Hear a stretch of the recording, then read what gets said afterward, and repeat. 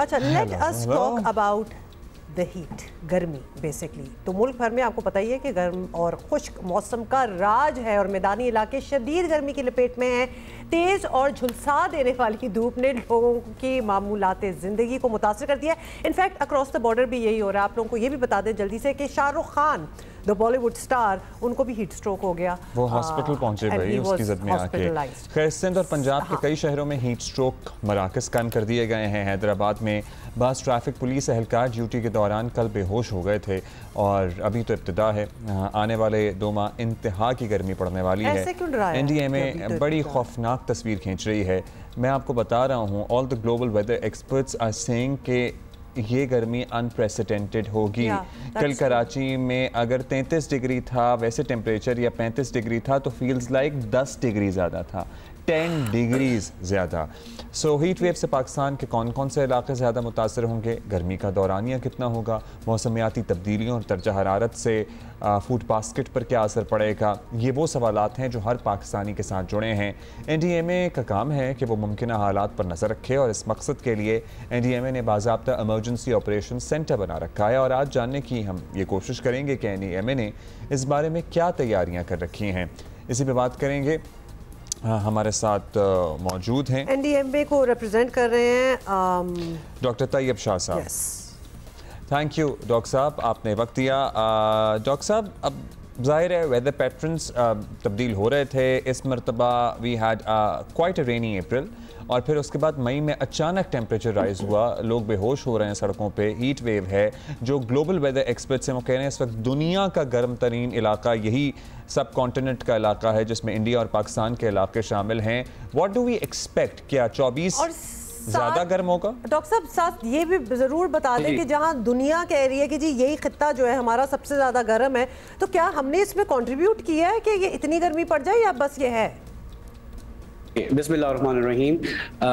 अगर मैं बात करूं ग्लोबल क्लाइमेट सिस्टम की, तो एक ग्लोबल क्लाइमेट में एक वेरिएशन एंड ट्रांजिशन आती है और जिसका मेजर इम्पैक्ट जो है वो डेवलपिंग कंट्रीज में है। एंड पर्टिकुलरली अगर मैं साउथ एशियन कंट्रीज की बात करूं तो ये क्लाइमेट वेरिएबिलिटी एंड की अकॉर्डिंगली ये सबसे ज़्यादा वल्नरेबल एरियाज में शुमार होता है। जिसमें अगर मैं पाकिस्तान की बात करूँ तो Pakistan is considered as 5th most vulnerable country with regard to the climate change. अगर हम पाकिस्तान की मौसम की खदोखाल के बारे में बात करें तो मई एंड जून का महीना नॉर्मली कंसिडर होता है कि ड्राइएस्ट और सबसे ज़्यादा गर्म तरीन महीनों में। लेकिन पास्ट सेवरल ईयर्स में हमने ये देखा है कि जो पाकिस्तान की टेम्परेचर की जो प्रोफाइल है वो 3 टाइम्स ज़्यादा इंक्रीज हो गई है। एंड पर्टिकुलरली पाकिस्तान के मंथ मई एंड जून में अब ये कंसिडर किया जाता है कि ये वो महीने हैं जिसमें एक कंटिन्यूस हीट वेव स्पेल्स आने का ज्यादा चांस है। और इसके साथ ही कैस्केडिंग जो हैजर्ड्स हैं जिसमें फॉरेस्ट फायर की बात हो जाए या ड्राउट आने की बात हो जाए या रिलेटेड कैस्केडिंग जो हैजर्ड्स जिनको हम कहते हैं, तो इनकी भी आने की चांसेस एंड प्रोबेबिलिटी ज्यादा है। आपने जैसे अभी मुझसे पूछा कि ये साउथ एशियन कंट्रीज जिसमें पर्टिकुलरली पाकिस्तान जो है वो मोस्टली इम्पैक्टेड कंट्रीज में है। तो अगर मैं आपको क्लाइमेट चेंज की कंट्रीब्यूशन, अगर मैं ग्लोबल ग्रीन हाउस गैसेस की जो कंट्रीब्यूशन जिसको हम कहते हैं, हमारी लेस देन 0 हमारी जो है according to the different reports less than 1% भी हम कंट्रीब्यूट नहीं कर रहे। 0.8% इज द एक्चुअल फिगर जो हमारी कंट्रीब्यूशन है। However because of the geographical profile of Pakistan, हमारे नॉर्थ में अगर आपको पता है Hindu Kush Himalayan Karakoram more than 7000 glaciers हैं और हमारी जो 1054 जो coastal line kilometre coastal line है जिसके आगे गर्म पानी पड़ा हुआ है अरेबियन सी की उसमें। तो ये ऐसी डायनामिक्स हैं जो पाकिस्तान को एक तरफ से ग्लेशियर मेल्टिंग की वजह से एंड सेकेंडली जो आपकी साउथ में जो आपका अरेबियन सी है उसकी मॉइस्चर की वजह से पाकिस्तान को मौसमियाती तब्दीली या ग्लोबल क्लाइमेट की वजह से जो वेरिएबिलिटीज एंड क्लाइमेट चेंज में मोस्ट इफेक्टेड कंट्रीज में शुमार होता है। अब ये बताइए हमने इससे निपटना कैसे है? एक तो क्या 2023 जो है वो अब तक का गर्म तरीन साल रिकॉर्ड किया गया था, 24 मुझे लगता है कि उसके भी रिकॉर्ड तोड़ेगा। क्या आप लोगों के भी यही अंदाजे हैं? और अगर हैं ये अंदाजे तो हमने किस तरह इससे निपटना है, किस तरह हमने नबर्द आज़मा होना है? अगर मैं बात करूं 2023 की, तो 2023 रिकॉर्डेड हिस्ट्री में 11,000 ईयर्स में, अगर मैं आपको बात करूं पैलियो क्लाइमेट के साथ भी, was the hottest on record। And 2024 की भी अगर मैं बात करूं तो अभी तक जो 24 की भी जो ग्लोबल जो टेम्परेचर की प्रोफाइल है, ये अगेन हॉटेस्ट मंथ्स में आ रही है। यानी क्लाइमेट चेंज हैज बिकम अब रियलिटी बन चुका है। अभी अगर मैं पाकिस्तान से रिलेटेड बात करूं कि कौन कौन से एरियाज हैं पर्टिकुलरली जो हीट वेव की स्पेल में है और हमें क्या एहतियाती तदबीर इख्तियार करनी चाहिए, तो इस वक्त जितना भी हमारे सदर्न प्लेन्स ऑफ पंजाब हैं एंड ऑल्सो जो आपकी सिंध का एरिया है, ये इस वक्त हीट वेव की शदीद लपेट में है। सिमिलरली जो हमारे बलोचिस्तान के एरियाज हैं जो हिल टोरेंट ऑफ सुलेमान रेंज के पास आते हैं, जिसमें उस्ता मोहम्मद, देरा मुराद जमाली, ये वाले इलाके भी इस वक्त हीट वेव की जद में हैं। तो और जितने भी हमारे अर्बन सेंटर्स हैं जिसमें यू नो अबाउट, जहाँ पे ग्रे इंफ्रास्ट्रक्चर या कंक्रीट ज्यादा है, जिसको कंक्रीट जंगल भी कहा जाता है, ये सारे इस वक्त हीट वेव की स्पेल इसमें ज्यादा इम्पैक्टेड है। डॉक्टर तैयब, जस्ट फॉर थोड़ा सा ताकि समझ जाएं जो अब तक नहीं समझ पाए, गर्मी तो गर्मी है, बहुत ज़्यादा गर्मी हो जाती है। हीट वेव एग्जैक्टली क्या होती है? कब हीट वेव, जब हम कहते हैं कि जी अगले 10 दिनों में हीट वेव है, या फिर पहले ये कहा जा रहा था कि अगले 30 दिनों में 3 बार हीट वेव आएगी, what constitutes a heat wave? Now, according to the standard definitions, there are two variants of definition। मैं पहली definition of heat wave की तरफ आता हूँ।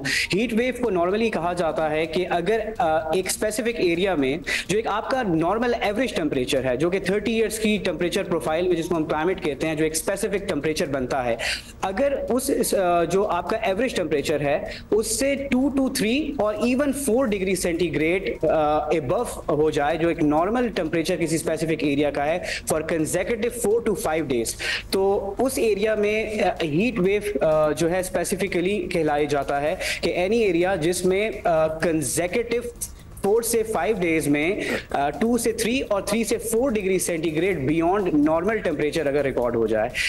नॉर्मली ये हीट वेव होता क्यों है? एक्चुअली हमारी अगर जो अपर एटमॉस्फेयर की बात करूं तो अपर एटमॉस्फेयर में अगर हवा का दबाव बढ़ जाए, यानी जिसको हम कहते हैं 12,000 फुट से लेते हुए 25,000 फुट पे अगर हमारे पास हाई प्रेशर एरिया बन जाए, तो जो आपका जो लो नियर लैंड सरफेस जो आपका एरिया है, इसमें हीट ट्रैप हो जाती है। डॉक्टर तैयब, आपने हीट वेव भी हमें बता दी कि एग्जैक्टली क्या होती है, और का वैसे खतरा पूछ लेते हैं क्योंकि उससे बहुत तबाही होती है। ये अब जो आपने कहा है ना कि 3-4 डिग्री जब ऊपर होता है नॉर्मल से ज्यादा, तो वो हीट वेव की सूरत बन जाती है। तो हम तो परपेचुअली अब लगता है कि हीट वेव में ही हैं, क्योंकि जहां देखो तो वहां नॉर्मल से या अनप्रेसिडेंटेड है टेम्परेचर्स। रिवर्स कैसे किया जाए इस ट्रेंड को? जल्दी से ये बता दें, क्योंकि इतना बुरा हाल हो गया है कि अब वी एज कंट्रीज, सोसाइटीज, हमें ये काम करना पड़ेगा कि इसको रिवर्स किया जाए। ग्रीन एनर्जी पे टैक्स लगा के। एग्जैक्टली अगर मैं बात करूं पहले के वो कौन सी इंटरवेंशंस हैं जिसकी वजह से हम रिवर्सल कर सकते हैं, जो स्पेसिफिक हीट वेव और डिफरेंट क्लाइमेट इंड्यूस्ड डिजास्टर्स जिसको हम देख रहे हैं, जिसकी फ्रीक्वेंसी जैसे आप कह रही हैं ज़्यादा हो रही है।